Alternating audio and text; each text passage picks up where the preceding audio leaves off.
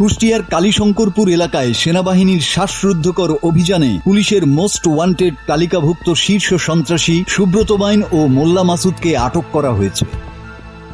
মঙ্গলবার সকাল ৮টায় সোনার বাংলা মসজিদ সংলগ্ন একটি ৩তলা বাড়ির নিচতলায় অভিযান চালিয়ে তাদের গ্রেপ্তার করা হয়। অভিযানে আরো ২ জন সহযোগীকেও আটক করা হয়। প্রায় ৩ ঘণ্টাব্যাপী এই অভিযানে সেনাবাহিনীর একটি চৌকস ইউনিট অংশ নেয়।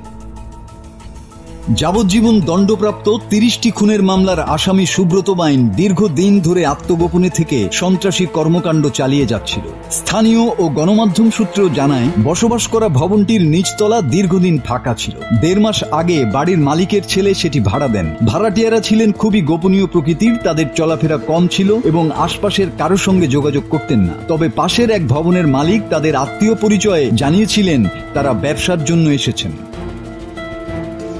অভিযান শেষে সেনাবাহিনীর পক্ষ থেকে জানানো হয়, গ্রেপ্তারকৃতদের কাছ থেকে ২টি পিস্তল, ৪টি ম্যাগাজিন এবং ১০ রাউন্ড গুলি উদ্ধার করা হয়েছে। এলাকাটি মেস বা ভাড়া বাসার জন্য পরিচিত হওয়ায় দীর্ঘদিন তাদের অবস্থান নজরে পড়েনি বলে জানিয়েছেন স্থানীয়রা। মাসুদ হাসান, বাংলা টিভি।